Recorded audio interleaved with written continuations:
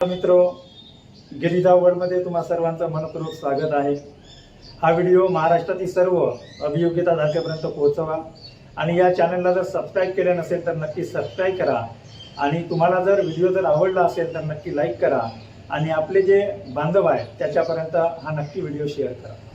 तर मित्रो बघा की आज आपण टॉपिक घेऊन येत आहोत की 6 ते 8 व 9 ते 10 साठी कोणत्या विषयास कोण पात्र आहे। तर सर्वप्रथम मला बऱ्याच मुलांचा फोन आला 6 ते 8 आणि 9 ते 10, 6 ते 8 आणि 9 ते 10 साठी कोणत्या विषयास कोण पात्र आहेत। मला बऱ्याच मुलांचं गेल्या 2 दिवसापासून फोन येत आहे। मी केवळ 3 दिवस झाले व्हिडिओ बनवत आहोत। तर सर हे कसं बा, मुख्य विषय गौण विषय काय। तर मित्रो, मी तुम्हाला सांगू इच्छितो की नवीन शैक्षणिक धोरण 2020 मध्ये सामाजिक शास्त्राला वेटेज जास्त देण्यात आलेलं आहे। तर पहिले सामाजिक शास्त्राच्या तासिका कमी होत्या, आता तासिका वाढवण्यात आल्या। आपण लहान मुलांना माहित आहे का घरी काय शिकवतो, 1 2चे पाढे म्हणा, बेरीज करा म्हणजे गणितावर वेटेज देतो। इंग्रजीमध्ये हे असं असं होते, ते तसं होते म्हणून इंग्रजी शिकवतो। त्याच्यानंतर मराठीची 12 खडी वगैरे शिकवतो, आता 14 खडी झाली ती, बरोबर आहे। तर मित्रो, आपण सामाजिक शास्त्राकडे दुर्लक्ष करीत असतो। तर सामाजिक शास्त्राकडे दुर्लक्ष करीत असतो, विद्यार्थ्यांना सुद्धा, आपल्या घरच्या मुलांना सुद्धा सामाजिक शास्त्राकडे आपण ओढून नेत नाही किंवा त्यांच्यामध्ये आवड निर्माण करत नाही। तर या नवीन राष्ट्रीय शैक्षणिक धोरणामध्ये सामाजिक शास्त्राला वेटेज दिलेलं आहे। तर मित्रो बघा, यामध्ये पहिल्यांदा आपण विषयाला सुरुवात करूया की कोणत्या विषयासाठी कोण पात्र असतो। तर मित्रो बघा, 6 ते 8 ला BA कडे चलू आपण, BA कडे। तर जे आर्ट झाली आहे 12वी त्यानंतर BA केले, तर त्यांच्या BA ला पहिला विषय आहे इंग्रजी, दुसरा आहे मराठी, तिसरा आहे पॉलिटिकल, इकॉनॉमिक्स आणि हिस्ट्री। आता या विद्यार्थ्याने काय केलं, या विद्यार्थ्याने इकडे जेव्हा मुख्य विषय आणि गौण विषय टाकायचे होते तर त्याच्यामध्ये त्यांनी काय केलं, सेल्फ सर्टिफाय मध्ये याच्याकडे पहा, हे 2 विषय तर कंपल्सरी राहता, याला आपण पकडायचं नाही। हे जे उरलेले जे 3 विषय, पॉलिटिकल, इकॉनॉमिक्स आणि हिस्ट्री, हे 3ही विषय येतात सामाजिक शास्त्रामध्ये। त्याच्यामध्ये येतात सामाजिक शास्त्र। मग मला सांगा मित्र, सामाजिक शास्त्रामध्ये येत आहे तर त्यांनी मुख्य विषय टाकला मराठी आणि सामाजिक शास्त्र। आता काय करते पोर्टलवर, ते पोर्टलवर आपले हे सब्जेक्ट आणि इमेज पाहिल्या जात नाही। पोर्टलवर जे आपण इन्फॉर्मेशन एडिट केली आहे किंवा इन्फॉर्मेशन टाकलेली आहे मराठी आणि सामाजिक शास्त्र, तर या दोन्ही प्रकारच्या म्हणजे मराठीच्या आणि सामाजिक शास्त्राच्या जागा ह्या फक्त सामाजिक शास्त्रासाठी पात्र असणाऱ्या शिक्षकाला म्हणजे अभियोग्यता धारकाला प्रेफरन्ससाठी येते। आणि मित्र, या ठिकाणी जर आता मी तुम्हाला सांगू इच्छितो की या ठिकाणी तुमचं MLT आहे,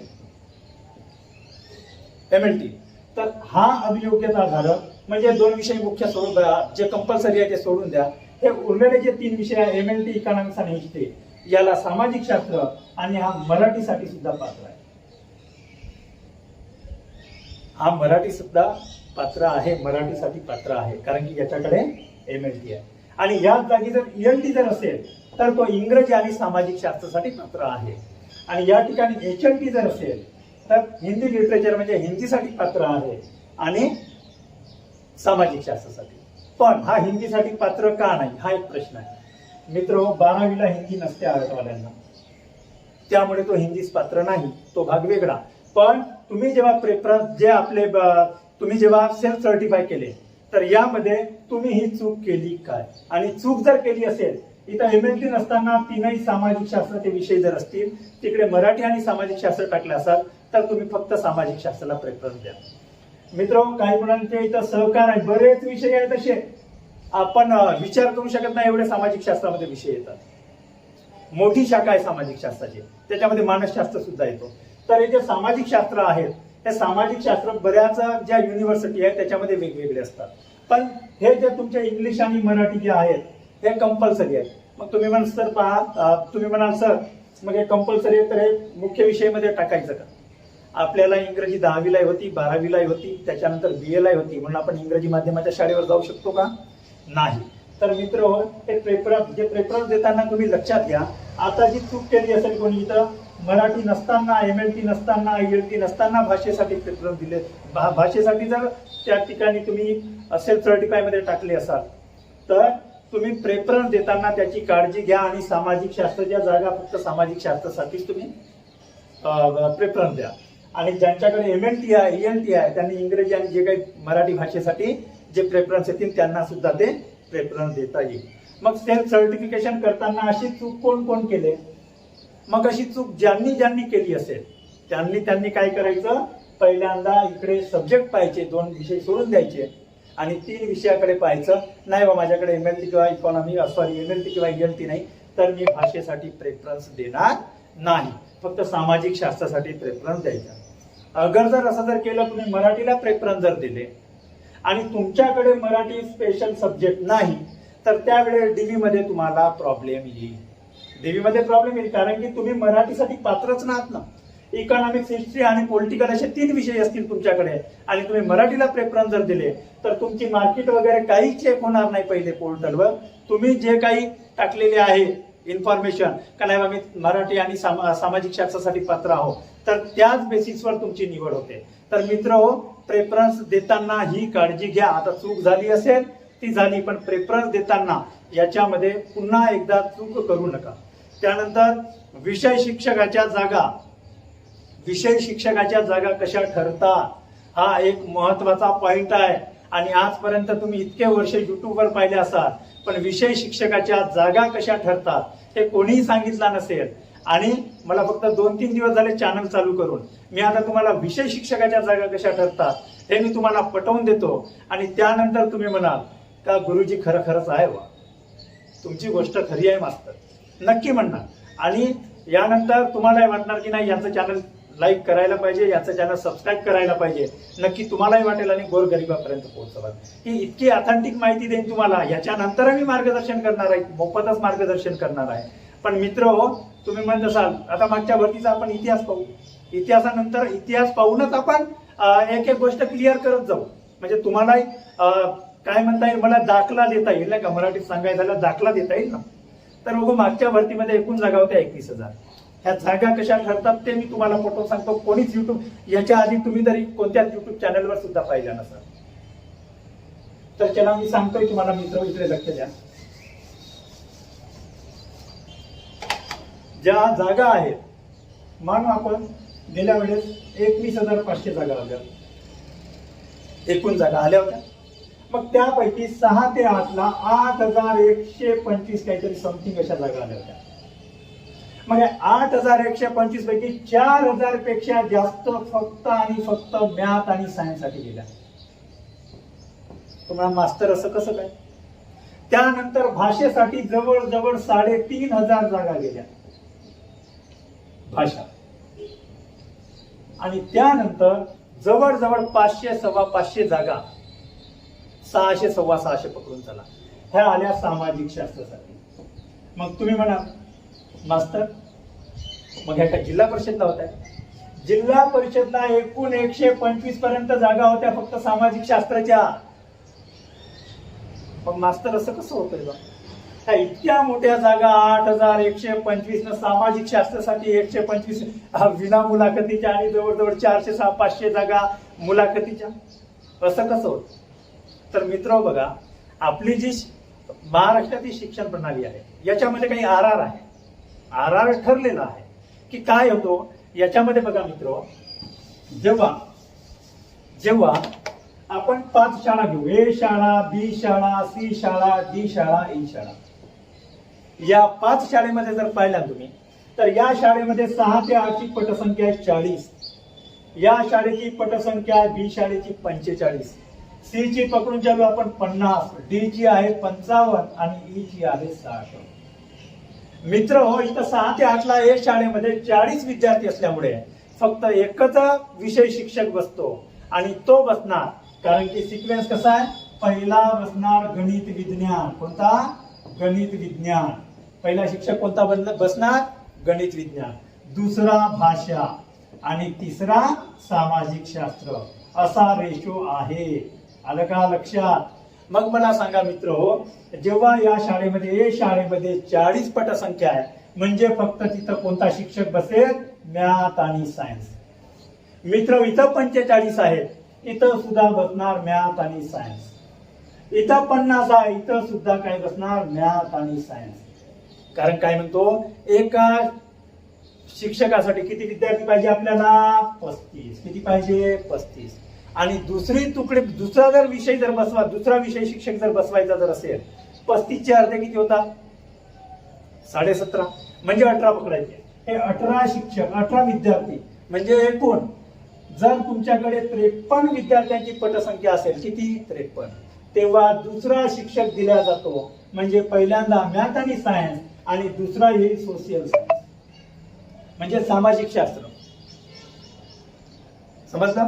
त्याच्यानंतर आपण पाहूया आता सोशल सायन्स झालं.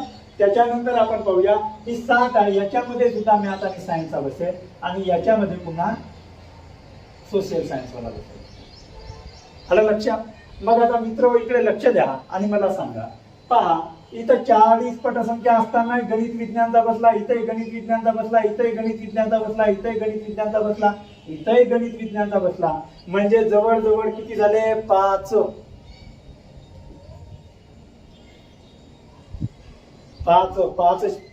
शिक्षक झाले मॅथ आणि सायन्सचे. आणि सॉरी इथं मॅथ आणि सायन्स सोशल सायन्स नाही बसणार. इथं बसणार भाषा. इथं कोणता बसणार भाषा. कोणता बसणार भाषेचा. कारण की दुसऱ्यांदा कशाला चान्स आहे भाषेसाठी. आता मित्र ज्या शाळेची पटसंख्या 80 आहे 35 दुने 70 आणि 10 80 तिथे फक्त कोणता आपला गणित विज्ञान आणि भाषेचा शिक्षक बसेल. आणि जिथं 90 पटसंख्या असेल 35 70 आणि 20 म्हणजे बसू शकतो तर याच्यामध्ये तुमचे 3ही विषय शिक्षक बसतात. तर त्याच्यासाठी पटसंख्या किती पाहिजे 90. 6 ते 8 ची पटसंख्या किती पाहिजे 90. आता म्हणणार मास्तर हे तर लई अवघड आहे. हा लई अवघड आहे मित्र. प्रत्येक शाळेवर गणित आणि विज्ञानचा शिक्षक बसला. त्यानंतर 55च्या पुढे 80-85 पर्यंत पटसंख्या असेल तर 2 शिक्षक बसतात. मग मॅथ आणि सायन्सचा आणि भाषेचा. आणि जिथं पटसंख्या 90 असेल किंवा त्याच्या पुढे असेल त्या शाळेवर सामाजिक शास्त्राचा शिक्षक बसतो. त्यामुळे मॅथ आणि सायन्सच्या जागा जास्त असतात. त्यानंतर भाषेचा. आता तुम्ही म्हणाल मास्तर मग भाषेमध्ये मग का मराठीच्याच आहेत का. नाही. तर या भाषेमध्ये ज्या माध्यमाच्या शाळा आहेत मराठी माध्यमाच्या शाळा असतील तर मराठीची जागा आहे. त्याप्रमाणे इंग्रजी माध्यमाची शाळा असेल तिथं इंग्रजीची आहे. त्याच्यात सेमीची असेल तिथं इंग्रजीची दिल्या जाते मॅक्झिमम. आणि मराठी शाळेवर मॅक्झिमम मराठी भाषेची जी आहे ते पद्धत दिला. आलं क्लिअर समजलं का. मग याच्यामध्ये काहीतरी बदल व्हायला पाहिजे ना. मग याच्यासाठी शासनाकडे पाठपुरावा करायला पाहिजे. कसं जवळजवळ 20 शाळा पकडू आपण. 20 शाळेमध्ये प्रत्येक शाळेमध्ये 40 42 40 42 6 ते 8 वर विद्यार्थी असतील तर त्या 20 शाळेवर फक्त मॅथ आणि सायन्सचा शिक्षक बसतो. आणि वास्तविक जर पाहिला तर इथं सोशल सायन्सवाल्यांना कोणती अडचण येतो मित्र की एकंदरीत सिलेबस जर पाहिला टेटचा तर टेटचा सिलेबस पुन्हा त्यांना सूट करत नाही. 80 मार्क बुद्धिमत्तेचे आहेत.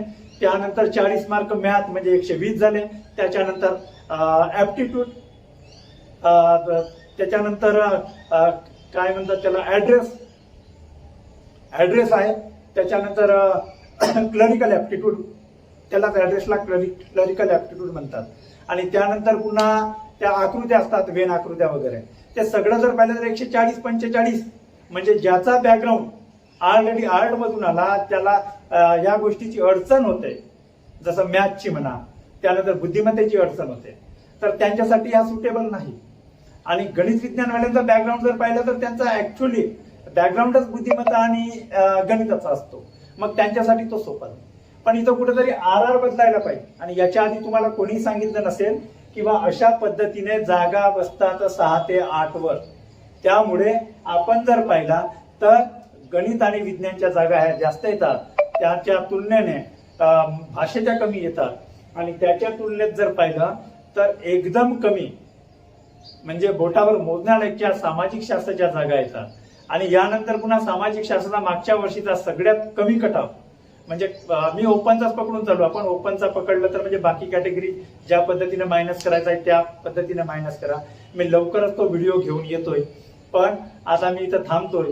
आणि हा व्हिडिओ जर आवडला असेल आणि तुम्हाला खरोखरच ही माहिती जर नवीन वाटली असेल का नाही बा सरांनी खरोखरच चांगली माहिती दिली आणि याच्या आधी जर तुम्हाला कोणी जर असे पटवून सांगितले असेल का या पद्धतीने रेशो असते बा विषय शिक्षकाचा तर ते सुद्धा कमेंटमध्ये मला सांगा की नाही सर आम्हाला पहिलेच माहित होतं. किंवा त्यानंतर तुमचे मुख्य सब्जेक्ट जे आहेत स्पेशल सब्जेक्ट, मुख्य आणि गौण सब्जेक्ट त्याविषयी जे मी तुम्हाला माहिती दिली तेही जरी आवडलं असेल तर ते सुद्धा कमेंट करा. आणि हा व्हिडिओ महाराष्ट्रातील सर्व गोरगरीब अभियोग्यता दाखल्यापर्यंत पोहोचावा याकरता तुम्ही या चॅनलला सबस्क्राईब करा. आणि लवकरच मी लाईव्ह येईल आणि त्यानंतर तुम्हाला पुन्हा मार्गदर्शन करणार. आणि यानंतर टेटमध्ये कुठल्याही प्रकारचे तुम्हाला मार्गदर्शन जर लागत असेल तर नक्की माझ्याशी कॉन्टॅक्ट करा. धन्यवाद. मी थांबतोय. नमस्कार.